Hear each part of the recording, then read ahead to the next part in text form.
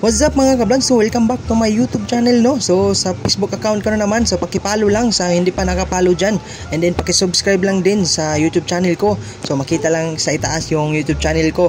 And yan po, yun mga ka-vlogs, no? So yung gagawin natin ngayon mga ka-vlogs is mag-haircut po tayo sa sariling natin, di ba? So tingnan nyo na lang mga ka-vlogs. So ngayon mga ka-vlogs ay nagsisimula na tayo sa pag-haircut, no, sa sarili natin, no.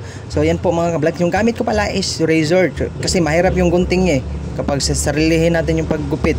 Kaya yun, razor yung gamit ko. So ayos naman. Yun, share ko lang. Matagal na po ako mag-haircut mga ka-vlogs, no. So medyo matagal na po talaga. So ano po, 15 years old pa ako nagsisimula. Gamit ko pa lang noon is gunting. So hanggang ngayon hindi na gunting gagamitin ko. Yung razor na kasi upgrade na po kasi ngayon kaya may razor na. Kaya mas upgraded pa din kasi mismo ako na mag-haircut sa sarili ko. So hindi na ako magbabayad pa doon sa mga barbero. So pwede na ako sa sarili ko. Sa mga gusto magpa-haircut dyan, so libre po tayo. So home service lang po, no.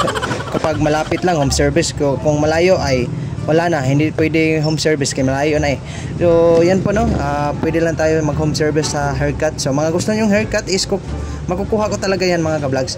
So yan, no. So ilipat natin yung camera para makita natin yung anong kalalabasan sa gupit natin mga ka-vlogs. Yung gupit natin ngayon is army cut mga ka-vlogs. So mini army cut. So semi army cut pala mga ka-vlogs na ang gupit natin ngayon.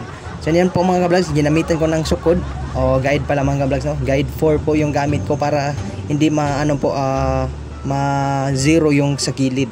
Yan po yung technique ko mga ka-vlogs kapag sariling haircut ko ang gawin ko mga ka-vlogs. So sobrang seryoso ko dito mga ka-vlogs. Yan, tingnan yung mukha ko mga ka-vlogs. So, sobrang galit sa mukha ko din kasi tumitingin ako sa salamin mga ka-vlogs. Yan po mga ka-vlogs, no. Share ko lang yung skills ko mga ka-vlogs. Yan po. So walang problema sa monthly sa sa buhok kasi pwede na ako na lang yung magkupit sa sarili ko mga ka-vlogs. Yan po yung technique ko ngayon mga ka-vlogs. So matagal na po ako nagte-training yan mga ka-vlogs. So yan, dalawang salamin yung gagamitin ko. Ayan, okay na. Pwede na tayo mag-haircut sa sarili natin, no. So yan mga ka-vlogs, no, nakita nyo naman, no, paano ako magupit na sa sarili ko mga ka-vlogs. Yun, may malaking salamin and then may salamin na maliit dyan. So yun po yung ginagamit ko and then gumamit ako ng suklay para din po sa hindi ma-appeal ang mga kunting buhok dyan. So yan po mga ka-vlogs yan. Nagpalit ako ng sukod guide pala mga ka-vlogs, no, guide 3 po mga ka-vlogs. So pero parang alanganin po sa guide 3. So yun, binigla ko na lang na guide 1 po mga ka-vlogs para sa nga mabilis tayo sa paggupit sa sarili natin mga ka-vlogs. So yung una, nagugupit ako sa sarili ko is matagal na nahuman. So almost 1 hour po siya, no. Matagal po kasi paano po ako magdiskarte kung ganitong katagal na oras. So hanap tayo ng diskarte kaya yun, humanap ako ng diskarte, gumamit ako ng guide 4 and then hanggang guide 1 po ako. So hindi ako guide 4, guide 3, guide 2 and then 1 and then yung ginamit ko yung guide is 4 and 1 and 0. So yan po yung guide ko para mabilis sa paggupit sa sarili mga ka-vlogs, no. So sa mga gustong gumawa sa paggupit sa sarili is mag-training lang po kayo. So training until magawa nyo na sa sarili nyo mga ka-vlogs. Yan po yung ginawa ko mga ka-vlogs. So pagkatapos nagupitan na natin yung kilid sa ulo ko. So kumuha ako ng pulbos at saka paspas. Yan po mga ka-vlogs, at lagyan ko ng pulbos yung nagupitan ko na part mga ka-vlogs para makikita natin na kung may pahak ba or ano ba. Yan po mga ka-vlogs, no, para makikita natin na malinis siya and then wala po line po kasi minsan makalimutan natin o hindi natin makikita na may line po yung part na hindi natin nakikita mga ka-vlogs. Kaya sinurvey ko talaga mga ka-vlogs, nireview ko talaga mga ka-vlogs. Yan po mga ka-vlogs, yan, approve po tayo, no. So gawang-gawa talaga sa sarili mga ka-vlogs. Yan, ayos, approve. So pagkatapos ng approve ay kinuha ko na yung camera at nilagay ko dito sa malapit para makita ninyo talaga na ako yung nagumigupit sa sarili ko mga ka-vlogs.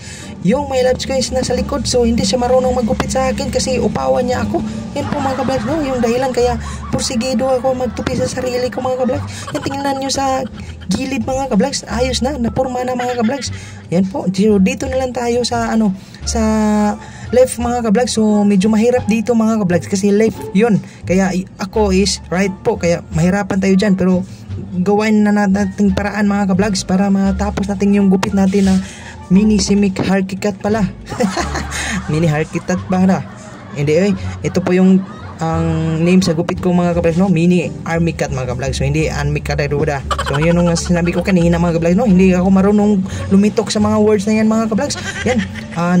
Medyo nahirapan ako dito mga kablags, is na nag-iisip ako kasi ako ilalagay yung ang camera ko mga kablags, pero buti na lang may kamay ako, kaya kinuha ko yung camera ko mga kablags. Yan, tingnan nyo mga kablags, sobrang baboy ko dito mga kablags. Yan, nilagay ko dito sa ubos yung camera mga kablags para saan makikita ninyo kung totoo ba nga ako lang yung nagtupi sa sarili ko mga kablags. So yan na naman mga kablags, kinuha ko yung guide 4 para sad nga hindi madali yung buhok dito sa itaas ko mga kablags, kasi wala po akong angay sa upaw mga kablags eh. Kaya kinuha ko yung guide 4 at ginamitan ko ng suklay para talagang hindi tayo maupaw. Yan mga kablags, no? Yan, yan. Sobrang baboy ko na talaga mga kablags, kasi ang sarap-sarap talaga kumain mga kablags eh. At ngayon mga kablags ay nilipat ko na yung camera mga kablags dito na. Ginamitan ko na yung maliit na salamin mga kablags. So makikita nyo naman yan. Yan po yung hinawakan ko, maliit na salamin para makita natin yung likod ng ulo natin mga kablags, kasi mahirap dyan sa part mga kablags eh, sa likod yan mga kablags. So yung iniisip ko dito mga kablags is ipawi ko na lang yung sa likod ko mga kablags sa buko, pero sabi ko sa isip ko na wag na lang, kasi baka hindi tayo angayan mga kablags, no?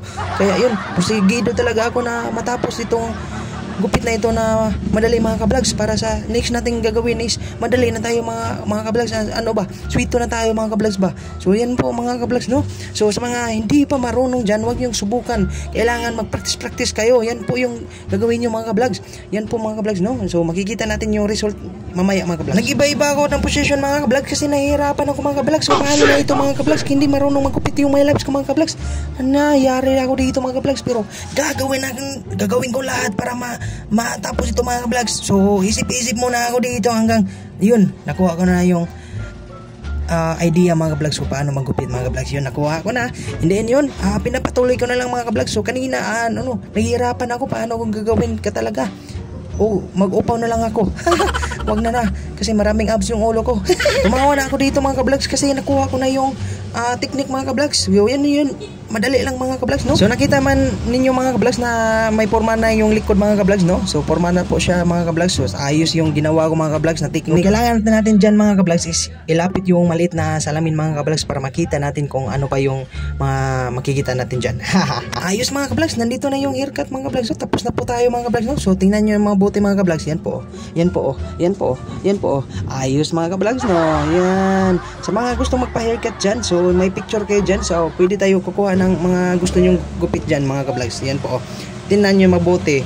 So sa sariling sikap po yan mga kablags, no? So nakuha ko yung gusto kong haircut mga kablags. So ano po yan, army cut po yan na haircut mga kablags, no? Ayos, ang ganda. Yan, tingnan nyo na ng mabuti dyan mga kablags. Kung may ano ba dyan, may kabang-kabang, anong pak-pak mga kablags ba sabi nila. So sa tingin ko is wala ako, kasi ako yung nagupit eh. So wala yun talaga yung mga pak-pak mga kablags. So tingnan ko yun.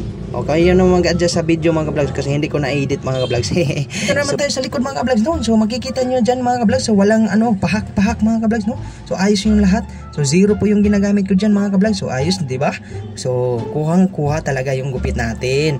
Wala pang gasto mga kablags. So tingnan natin dito sa banda mga kablags. So yan dito sa na may araw mga kablags ba, para makita nyo talaga na quality yung gupit natin dito mga kablags. Yan po. Ayos, di ba?